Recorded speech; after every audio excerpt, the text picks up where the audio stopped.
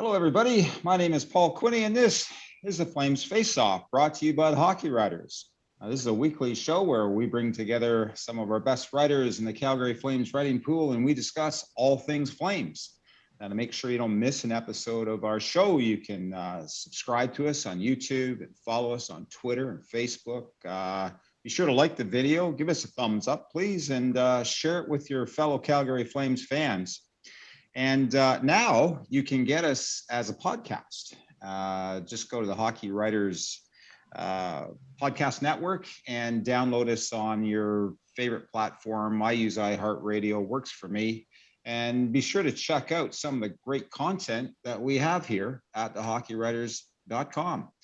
So with that, let's get going. I'd like to introduce the panel. We have Mr. Greg Tysowski. Welcome, Greg. How are you doing? Well, I've had better mornings. I got caught in an absolute downpour golfing today. Hole number 6. By hole number 9, we were done. We just couldn't take it. I was drenched. I was soaked. I was angry. And I figured I better go home and record Flames Faceoff to take the edge off here. So here I am. I feel better. Well, yeah. Hats off to you, Greg. You're a warrior. I'm always moved by stories like that. So Thank you. Yeah. Brett, with my favorite baseball team cap on, how Brett Krauss, how goes things, as they say? Going well. Yeah, it's good to be back, and we've got some news to talk about today, so exciting things coming up. So let me get you in real trouble. I know you're a Portugal fan at soccer, or football as the Europeans call it, but now it's Italy versus England. So where'd you put your money today? I think I'm gonna root for England, because I think that entire country will party like Ovechkin did in the summer of 2018. So I think I'd like to see them win. They're always so close but so far. So I think that'd be fun. Well, 55 years, I think it is. I think that's longer than the Leafs have been without a cup. So, I think so. I couldn't resist that jab. But, anyway. Enough of this. Let's get right to it. Wanted to talk about the Seattle Kraken expansion draft. And as we all know, that gets underway at 8 p.m. Eastern on July 21st. And I'm going to go out here on a limb today. And I'm going to say that the Flames will protect 7 forwards, 3 defensemen, 1 goaltender. And that 7 forwards, I won't name their names, but their initials are Johnny Gaudreau, Sean Monahan, Elias Lindholm, Michael Backlund, Matthew Tkachuk, Andrew Mangiapane, and Dylan Dubé. And then the 3 defensemen will be Hanifin, Anderson, and Chris Tanev, leaving Giordano, our captain, exposed. And then, of course, Markstrom will be protected. So question, gentlemen, for you this afternoon. I want to see whether you've got the makings of a general manager there in Calgary, and whether you could make the tough call as to whether or not to protect Giordano. What do you think? Just how heartless are you? Would you throw our cap into the dogs? Greg, I'm going to start with you. I think you wrote an article recently on that. Very question. I did. I wrote this a couple weeks ago, and basically the gist of my article was, if the only reason the Flames would protect Giordano is just out of like something that's really a blast from the past, and these days is like loyalty, and how much does it mean to the team, and how much does it mean the fact that he's captain, what are the optics like to expose your heart and soul captain of your team? He would be playing his 1,000th game next season. Like, this is it's a tough decision only if you have a heart. Like if in a pure business sense, there's absolutely no reason to protect Mark Giordano. He's on his final year of this big contract, and I think everyone and their dog would agree that he's past couple, since his Norris Trophy candidate season or winning season, he's been declining. And not that he's fallen off the map, but he could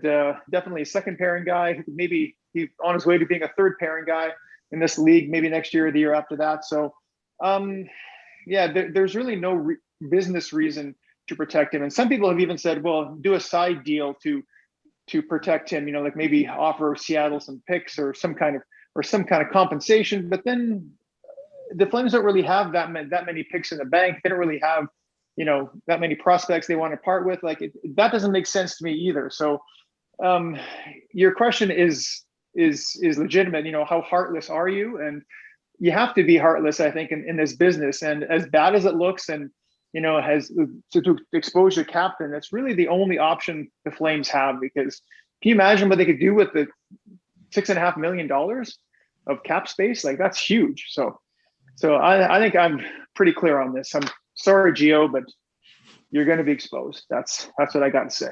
I'm sorry. What about you, Brett? You got any heart there at all? What would you do?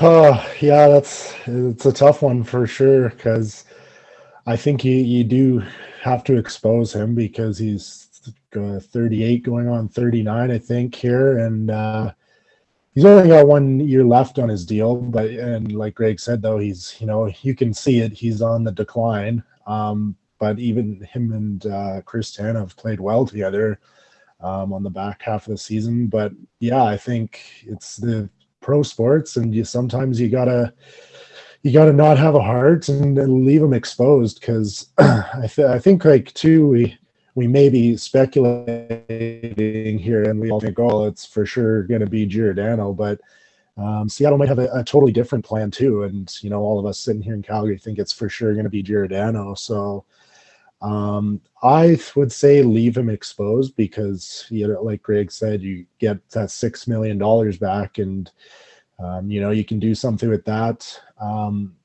But I have a gut feeling I think they're going to spend something to protect him, because I think the way you hear Brad Treliving talk about him in the last few interviews, and how he's such a great one of the best leaders he's ever met, and like a great captain, and he'd play his 1,000th game next season, which would be I think only the second ever other than Jerome to play 1,000 with the Flames. So I think there's a lot of loyalty there. So I'm going to go on a limb and say I do think they spend something to entice Seattle to go a different direction.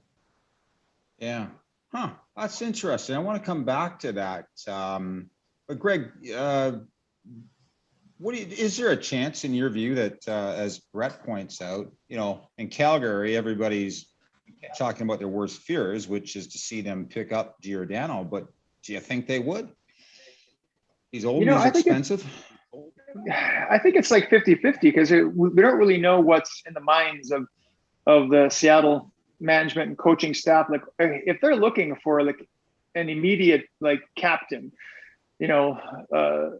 for their team in year one, they want like veteran leadership, and to kick off the franchise, then it makes sense to pick up Giordano, because they have to spend to the cap. They have room, depending on what they want to spend with the other slots in the roster. Like it's I'd say it's 50-50, but if they're kind of looking for kind of young and fresh and kind of build from the ground up, and kind of like and give themselves some time, like it isn't a sure thing that Seattle's going to be just like Vegas and have like this super competitive team right out of the gate. Like if they want to kind of build something more from the ground up with younger guys, like they could be taking Matthew Phillips or Shillington, like they could be grabbing some young guys and saving some money, and so they have more cap space down the road. So it really does. I'd say it's 50-50. Like we don't know what's in the minds of these guys. So I think if they leave them exposed, there's a good chance that we'll have our captain for the upcoming season. So yeah. Okay. So Brett, you must be in the square that you're concerned that Seattle would pick him up. That's why you were mentioning side deals, if I understood correctly. What do you think those deals could look like if in fact Treliving and Francis are talking about them now? Francis, the Seattle general manager. I for sure draft picks. Becoming a new franchise, they're going to want as many picks as they can get here in the next couple of years. Possibly a prospect maybe to build their farm system as well. But I think there's I think they will maybe do a side deal, but I think there's also a point where it's not worth spending that much to protect Giordano. Like if it becomes something like a first round pick and a prospect like we saw with Vegas when they came into the league, I think that's getting too hefty of a price to pay. So it's hard, and I think with the market, they might be making deals with other teams, and so that kind of sets the precedent there of, oh well, this team's protecting a 25-year-old player at this cost. So I think that will, like, there's a lot of balls in the air too with this whole thing, because depending who's exposed and who's protected and kind of what Seattle's plan is, I think there's a ton of different ways that this could shake out.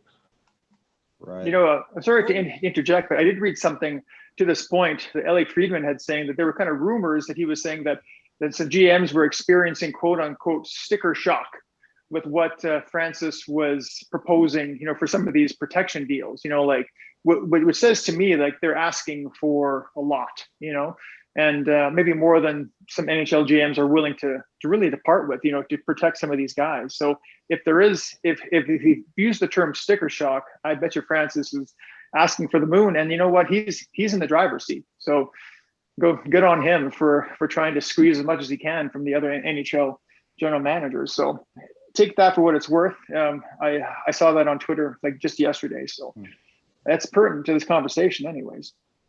Yeah, no, it's a good point. What about Shillington, guys? Brett, do you think they may leave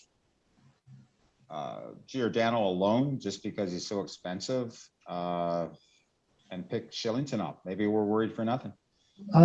Yeah, I think that's a really good point, because like Giordano is expensive, but I don't see Seattle, running into much cap trouble. But I think Shillington is a guy who can play at the NHL level, and we saw this season didn't get very much time at all. And I think that's a guy who could slot right in on their third pair and play every game and be successful at it. And so that's a guy who's 23 or 4, and so he's got a long road ahead of him as opposed to Giordano, and he comes in cheaper too. So I think that's kind of why it makes it so sort of confusing. But there's just so many ways they could go, because they could take Shillington and or Giordano, and so it just kind of again depends how they're building this team. Are they starting from the ground up and building a young team, or are they trying to be competitive right away? So it's I think both options are possibilities for sure. Yeah. Hey, listen, I need you guys to do me a favor here. So I've got to write up for the expansion draft. I volunteered for it. 4 separate pieces, articles on beforehand, so we can publish them really fast on players that might get picked up. So I'm obviously going to write about Giordano, his obituary, figuratively speaking. Who else should I write about? Who else could go? And who else should I prepare an article on? Shillington, Giordano. Anybody else, if you were me? Well, I was just reading about possibility of Derek Ryan, because he does have some ties to the area. He's, I believe, from the neighboring state of Oregon, if I'm not mistaken, and or maybe even Washington State. He's one of those two. So he's a guy that's from the area, and he has his cap is not huge. It's about half of what Giordano's is, and he's also younger as well. And so I think he is a possibility for sure. Like Derek Ryan, and everyone who I know who talks about Derek Ryan likes Derek Ryan as a person, and also he's so versatile. Like people always say, play up and down your lineup. Well, he's a guy who can play up and down your lineup. Like he can, he's kind of a jack of all trades kind of center and a great face-off man. And, he would provide just an instant third or fourth line center role locked in. And so he's someone that I would really look at as a possibility. And Lucic for me is a weird one because again, he's expensive, like not as expensive as Giordano, but still he's a pretty big cap hit. And but so yeah, he's but he would also fall in that category of, do you want like immediate veteran leadership? Like he's a guy who in Calgary has been lauded as kind of a real team leader and like great in the locker room and very popular with the guys. And you can tell how popular he was with the organization, how they rolled out the red carpet for him on his 1,000th game. And he played only, season and a half of those with Calgary, but it was a pretty big ceremony, and management and players alike seem to love this guy. So, and he would be an easy fan. He'd be a fan favorite immediately anywhere he goes, probably. So I think those two guys are possibilities for sure. So, anybody else, Brett, that I should be writing about? I've got Lucic, Shillington, Ryan, and Giordano. Yeah, no, I think that's pretty much kind of everybody of interest, I would say, from the Flames. The only other one maybe is like a Josh Levo, but he's a UFA. So, yeah, I think really it's, for me, kind of top three is Giordano, Shillington, and Derek Ryan. I wrote about some candidates to be taken by Seattle a few weeks ago, and I predicted that it would be Derek Ryan because he is from Spokane, Washington, just down the road from Seattle there. Played with the Spokane Chiefs in junior. So I think that's a guy, because I think the Seattle has a window to sign free agents 2 days before the expansion draft, I believe.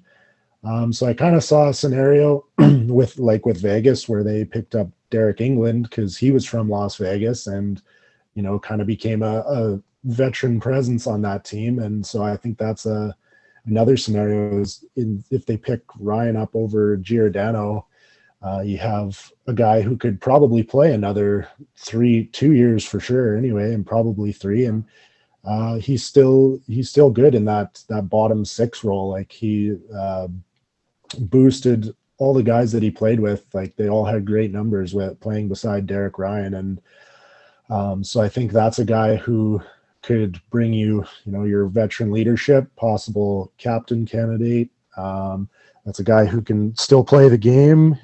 He's not quite in the decline yet. And so I think that would be another option. And same with like Lucic, I think, is a guy would be a strictly the bringing in a guy to possibly captain the team.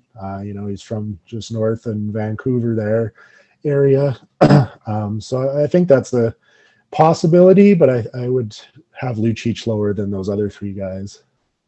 Right. Switching gears here, I had toyed with the idea of talking about silly Matthew Tkachuk trade rumors.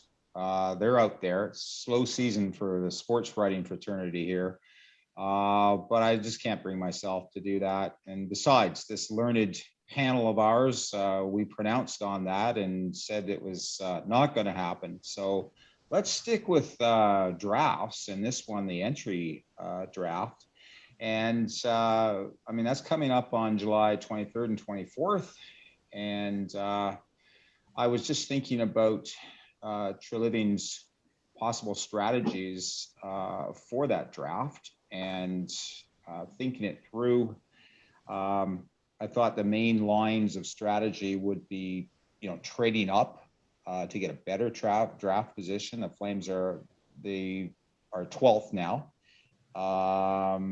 They could trade down, and by that, trading down would be acquiring, say, 3rd round picks, which can prove valuable. They could simply take 12th pick. And then some other possibilities would be giving up picks and prospects for a roster player, possibly doing picks for picks. One thing that I think Treliving's noted for is actually making big deals at the entry draft. So I don't know if you've had a chance to give it any thought. Greg, what are your thoughts? Do you have a gut feel for what might be going through Treliving's head with respect to a general approach to the draft? Well, I haven't really heard too much about him trying to make some big deal to like try and move up or move down. But you are absolutely right. He has made some bigger deals during his tenure as GM of the Calgary Flames at the entry draft. So I don't really know if he's going to try anything crazy or just stick to this 12th pick. The only thing I can really say about this is that it's the most uncertain draft that I've really kind of read about and heard about in a long time because of the fact that half of these guys couldn't really play much over the last 18 months. Some of them like leagues were shut down, like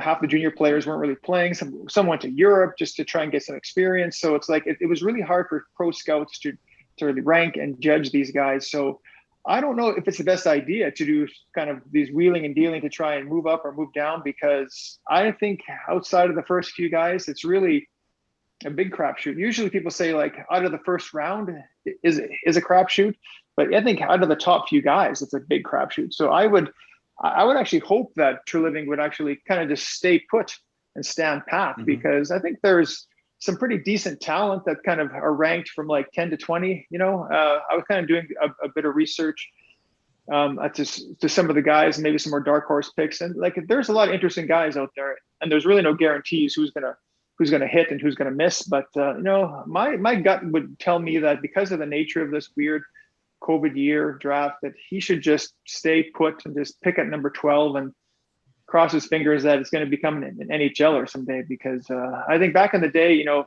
first round pick had a pretty good chance of becoming an NHLer. But in this year, I think kind of all bets are off. So I'm a bit confused about this one.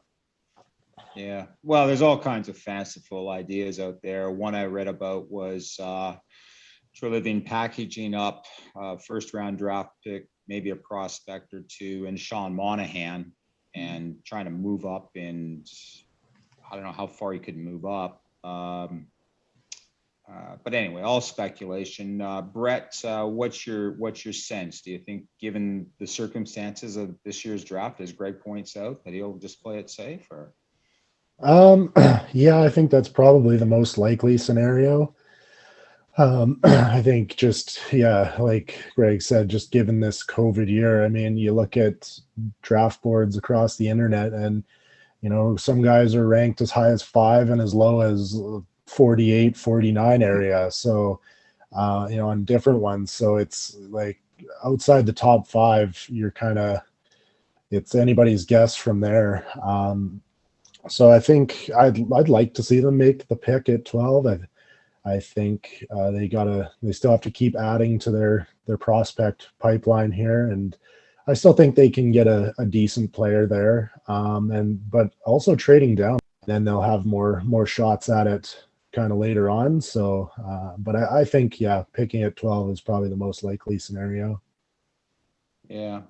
Well, you guys have read the available players, at least the top 10.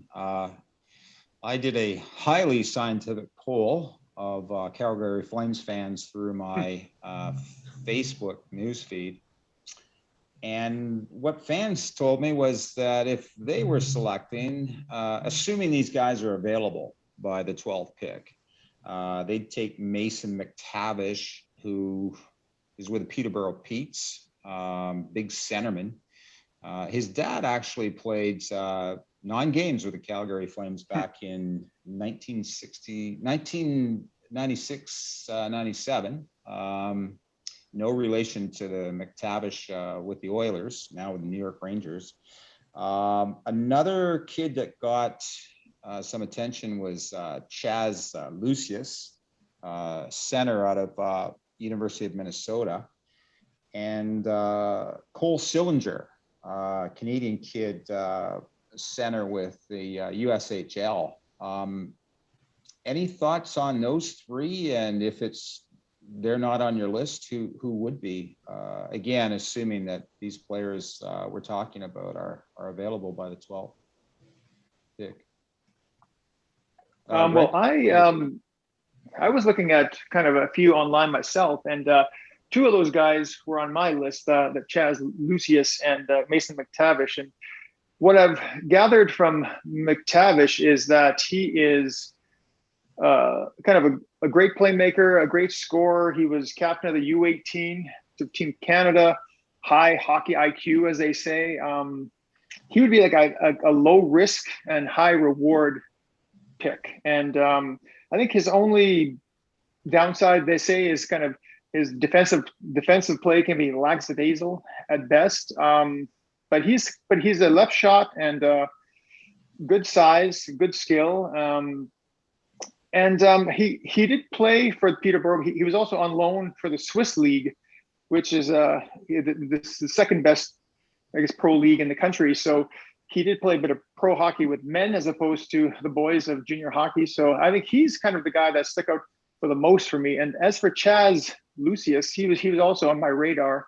And he's kind of, from what I gather, more of a kind of a medium risk and a high reward. So he has good hands, good and tight quarters, as they say. And he's going to NCAA college next year. He played the USHL. So I think those two guys are on the top of my list. And I did see a few other guys, names that weren't on any list, they're kind of more dark horses. There was a guy named Simon Edvinsson, who was a defenseman, a 6'5", 207-pound D-man, who played in Sweden this past year. And so he's someone who, a defenseman, and he's a left shot, and but he's more of a high risk and high reward. So maybe not the first choice, but yeah. So those are some guys that I've been kind of keep my eyes on, doing some research on. So, but definitely, I think McTavish would be, if he's available, I think he would be the guy that I'd pick for sure.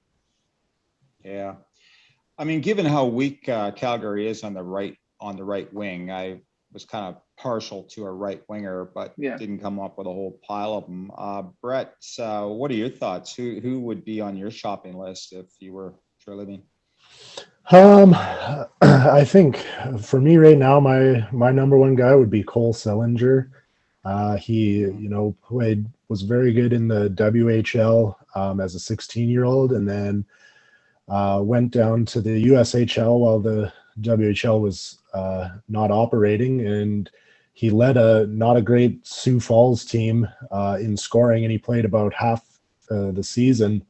And he put up 24 goals in just over 30 games. So had a really good season with a new team that wasn't a very good team in that league. So I think he'd be number one for me. I do like Mason McTavish as well. I thought he was pretty good at the under 18 tournament when I watched those games. So I think he would be a good get at 12. And another one is the Swedish winger, Fabian Lysell. He's pretty speedy and pretty offensively gifted. So I think he'd be another good pick. But again, hard to say who's left by 12. But I think McTavish and Sellinger are two that are probably have a good chance of still being there at 12. And I'd be interested to see if nobody takes Wallstead, the goalie, in the top 10, and if he does fall to the Flames, I'd be interested to see them take him as well, because then you kind of you'd have him in your system as well as Dustin Wolf, so you kind of have two shots at having a possible franchise goaltender and young goaltender too. So that would be one I would, but I don't think he's going to slip that far. It seems like he's going to be inside the top 10 in this year. Yeah. Well, let's briefly close off on articles we wrote. I'm going to give a shout out to our readers. I wrote one this week on Mike Vernon, who was our goaltender, was Calgary's goaltender when they won the cup last. And I used a photo from our library, and one of the readers called me on it, said, that's not Mike Vernon from 88, 89 when they won the Stanley Cup. And he was right. And I said, well, full marks for noticing that, but what tipped it off? And he said to me, well, Vernon wore a CCM helmet and a Cooper cage that year. And the picture was a different mask. And then he noticed the giveaway was the Stanley Cup 100th anniversary seal on his jersey. So it just reminded me that I better be careful with anything I write, because our eagle-eyed readers are going to point out the errors. So hats off to them. That's a bit of hockey trivia at the next level. Greg, you wrote one on Flames that got away. Loved it. It was losing Paul Byron on waivers still stings. That was the title. Just briefly recap that. And what do you think Byron could have been in Calgary if they hadn't put him on waivers? Well, it was kind of unfortunate because he kind of had a bit of injury trouble leading up to that, him being put on waivers. But when he was healthy, he was, for a guy who was 5'9", he was pretty tenacious. He used his body. He could play up and down the lineup. He was a valuable player. And the Flames really thought, I think they could squeak him through. They really did. And they were pretty sad when he went. And so was a lot of players. He was a popular guy in the room. So it was, and what made me kind of think about it is this past season with all of these retreads and 1-year signings that the Flames were trying to fill holes, in their bottom six. Like, it just made me think that having a guy like Paul Byron, just a steady, role player, just a depth player like that. Like, sometimes people kind of dismiss these depth players. Oh, they're not going to get you to the cup. They're not going to put you over the top. But I think they're really valuable to have guys like Paul Byron in your system who can play anywhere in your lineup. I think like Derek Ryan would be a comparable player to Paul Byron right now. Mm-hmm. And I know that Paul Byron has signed a big contract with the Habs, and he might be bought out next year. And he was put on waivers like 3 times this season, and they had no takers. So like, by no means is he a superstar in this league, but I just thought that a guy like that with a lot of heart, that kind of heart and soul kind of guy,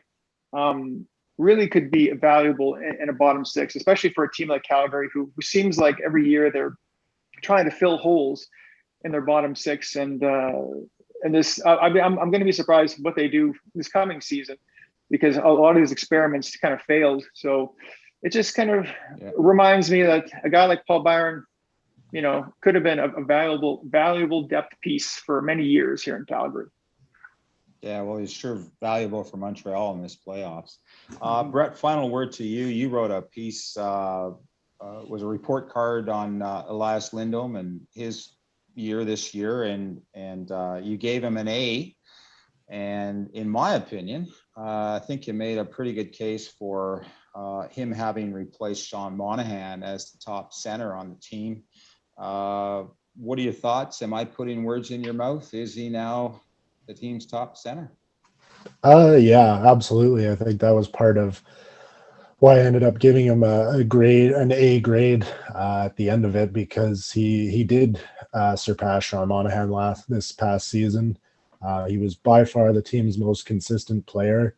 He had, I think, 4 times he went pointless more than 1 game, and he had two streaks where he went 2 games and 2 streaks of 3 games without a point, and that was it. Those were his longest, scoreless droughts. So he was just continuously consistent, and he plays in all situations. He's on the PK, he's on the first unit power play.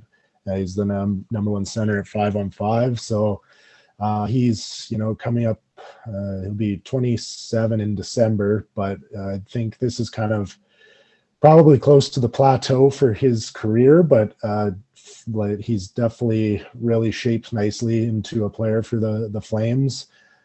So I think, going forward, that line of Lindholm, Gaudreau, and Tkachuk has to be their number 1 line going forward, unless they bring in a bigger talent. But for now, he's this team's number 1 center now, and he was just played really well this season amongst all the disappointment. Yeah. Well, gentlemen, thank you very much. Great discussion as always, but we've run out of time. And I'd like to thank everybody for joining us today for this edition of the Flames Faceoff. And we'll be back in 2 weeks which will be the day after the entry draft. And we'll have, as a special guest on the show, the Hockey Writers resident draft guru, Matthew Zator. And what we're going to do is evaluate what happened and how Calgary came out at the end of that draft. So don't miss that one. It'll be a good one. Be sure to subscribe to this YouTube channel and give us a like and a follow on the social media that you follow, and share us with your friends and fellow Calgary Flames fans. And be sure to check out all the great content that we have here at thehockeywriters.com. See you in a couple of weeks. Take care.